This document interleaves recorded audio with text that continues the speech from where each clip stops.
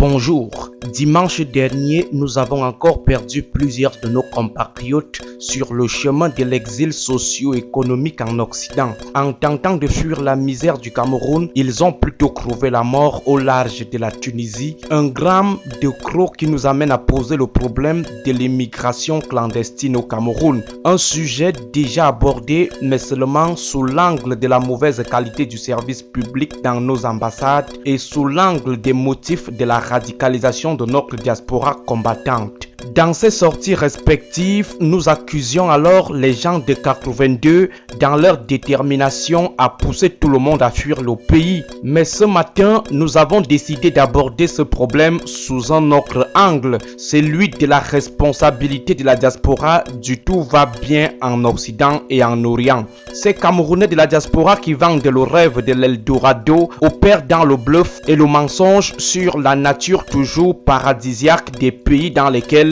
ils se trouvent aujourd'hui. Ces Camerounais de la diaspora qui, à coups de matu vu, font croire à leurs frères et sœurs restés au pays que l'immigration en Europe, en Amérique, en Asie ou dans les pécro-monarchies arabes est synonyme de belle vie assurée. Sur les réseaux sociaux, ils exaltent cette belle vie de leur pays d'accueil. Pourtant, ils voient flou là-bas et bien même, ils se battent à poster des photos et à faire des directs qui laissent croire que personne ne souffre là-bas, que tout le monde qui part là-bas réussit toujours. Pourtant, c'est du pur bluff. Lorsqu'ils viennent en vacances au Cameroun, ils se battent à maintenir la même impression. Ils organisent des charters, distribuent de l'argent en petites coupures de 500 francs juste pour laisser croire qu'immigrer en Europe ou en Amérique, c'est la réussite assurée. Jamais ils ne disent à leurs frères que cet argent distribué et gaspillé est le fruit de plusieurs mois de maigres économies, l'argent gagné très difficilement et que cet argent constitue leur dernière réserve. Jamais ils ne disent à leurs frères et sœurs restés au pays que certains dorment dans la rue, qu'ils sont des sans-abri ou qu'ils résident toujours dans des logements réservés aux nécessiteux,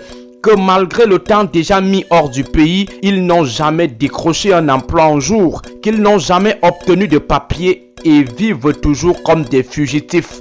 Jamais ils ne disent à leurs frères et sœurs candidats et potentiels candidats à la mort éventuelle dans les eaux de la Méditerranée de ne plus se fier aux seules photos prises à côté de la Tour Eiffel, que certains de ces exhibitionnistes se ravitaillent dans les lieux de stockage des produits périmés et usés, que la plupart d'entre eux, face à la sévérité de la vie, deviennent des voleurs ou des vendeurs de drogue, que pour survivre, certains, femmes comme hommes, sont obligés de devenir des prostituées, des hommes qui deviennent des esclaves sexuels, les plus chanceux décrochant des conjointes qui les entretiennent comme des nourrissons, non sans les infantiliser à souhait. Dire à leurs proches restés au pays que certaines de nos sœurs, pour survivre là-bas, sont obligées d'accepter d'être humiliées dans leur intimité la plus profonde par des pervers qui les exploitent sexuellement et physiquement. Elles sont traitées comme des otages et des esclaves.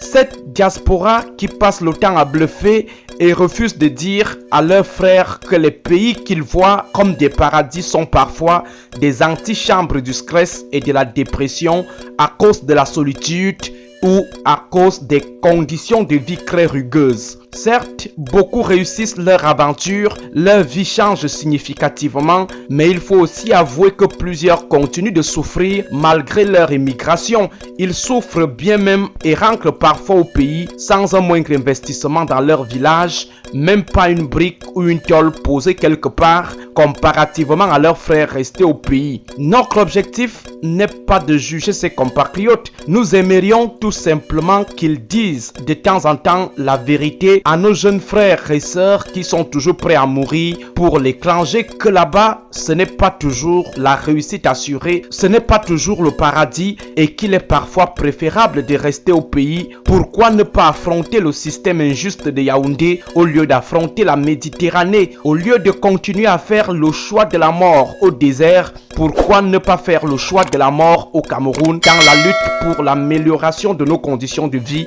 face aux prédateurs de 82?